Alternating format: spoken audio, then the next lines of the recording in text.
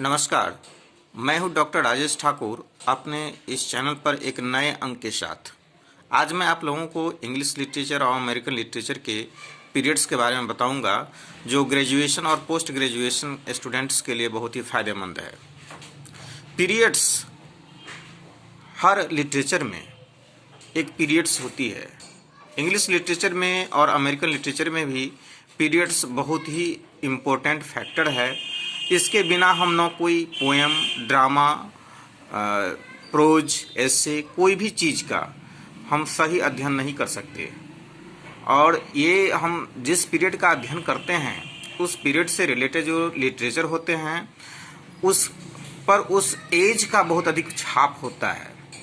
और पीरियड्स जो English literature में या अमेरिकन लिटरेचर में जो पीरियड्स का निर्माण किया गया है, बनाया गया है, वह पीरियड्स भी इसी एक कैरेक्टरिस्टिक्स, एज के कैरेक्टरिस्टिक्स को देखते हुए किया गया है।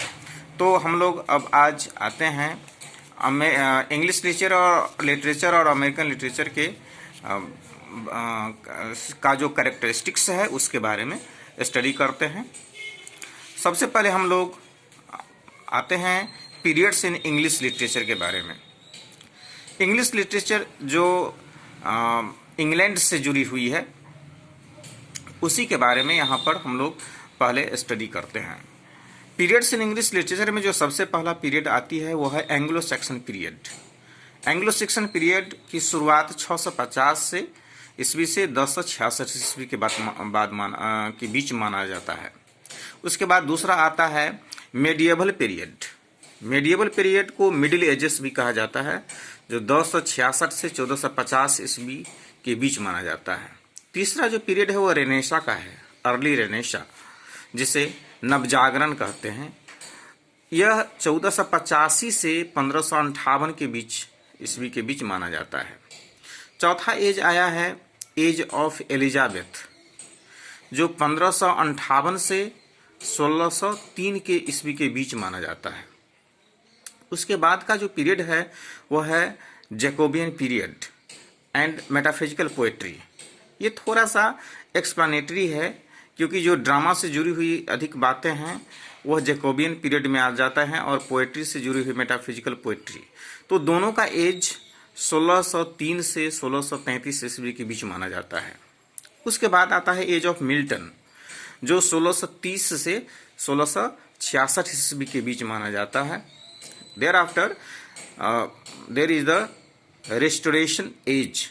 Restoration age 1660 से 1700 ईस्वी के बीच माना जाता है, जब चार्ल्स सेकेंड को रिस्टोर किया गया था वहाँ पर एग्जाइल में था। नेक्स्ट जो एज है वह है ऑगस्टन एज, 1700 ईस्वी से 1780 ईस्वी के बीच माना जाता है। और इसको दो भागों में बांटा गया है। एज ऑफ पोप को 1700 से 1740 ईस्वी के बीच और एज ऑफ जॉनसन को 1740 से 1780 ईस्वी के बीच माना जाता है। फिर आता है एज ऑफ ट्रांजिशन, जो 1750 से 1758 के बीच आता है, जिसमें बहुत अधिक चेंजेस हुए हैं लिटरेचर में। फिर आता है एज ऑफ रोमांटिक रिवाइवल, जो 1798 से 1837 ईस्वी के बीच माना जाता है। फिर विक्टोरियन एज है, जो 1837 से 1880 ईस्वी के बीच माना जाता है। और तब उसी दौरान आता है 1890s फिंटेसिकल, means the end of the century. इसका अर्थ होता है जो 1885 से 1900 ईस्वी के बीच माना जाता है। उसके बाद जो है वह है जॉर्जियन पीरियड, जो 1900 से 1999 तक है। और 1919 में जो फर्स्ट वर्ल्ड वार का ड्यूरेशन था वहाँ तक माना जाता है। और फिर मॉडर्न एज चालू होता है फर्स्ट वर्ल्ड वार से सेकेंड वर्ल्ड वार के बीच जो है। और उसके बाद 1945 से लेकर के अभी तक पोस्ट मॉडर्न एज माना गया है।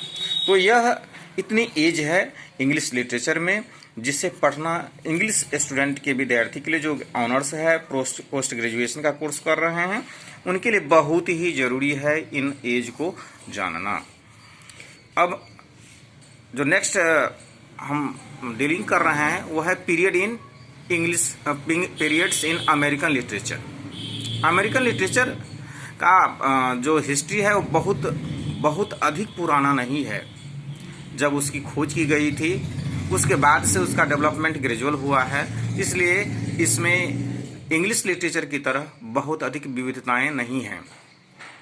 सबसे पहले कॉलोनियल पीरियड है जो 1607 से लेकर 1776 ईस्वी के बीच है। सेकंड है रिवोल्यूशनरी पीरियड जो 1765 से 1790 ईस्वी के बीच माना जाता है। उसके बाद है अर्ली नेशनल पीरियड 1775 से 1828 ईस्वी के बीच है। फिर आता है रोमांटिक पीरियड। रोमांटिक पीरियड को अमेरिकन रेनेसां भी कहा जाता है, इसे एज ऑफ ट्रांसेंडेंटलिज्म भी कहा जाता है, जो 1828 से 1865 ईस्वी के बीच माना जाता है। फिर आता है रियलिस्टिक पीरियड जो 1865 से 1900 ईस्वी के बीच माना जाता है। देयर आफ्टर सिक्स्थ जो पीरियड है वह है नेचुरलिस्टिक पीरियड 19 ईस्वी से 1914 ईस्वी के बीच माना जाता है। सातवां में है मॉडर्निस्ट पीरियड 1914 से 1939 ईस्वी के बीच माना जाता है। जो ये सेकेंड वर्ल्ड वार का बिगिनिंग है। और लास्ट जो पीरियड है इसका कंटेम्प्रेरी पीरियड है 1939 से प्रेजेंट स्टेज तक। तो डियर स्टूडेंट्स, ये अभी आज हमने इस different periods in English literature और अमेरिकन लिटरेचर के बारे में हम लोगों ने पढ़ा। नेक्स्ट अंक में हम लोग इससे जुड़ी हुई अमेरिकन और लिटरेचर और इंग्लिश लिटरेचर से जुड़ी हुई जो दूसरे टॉपिक्स होंगे उस पर हम लोग एक नए अंक के साथ आएंगे।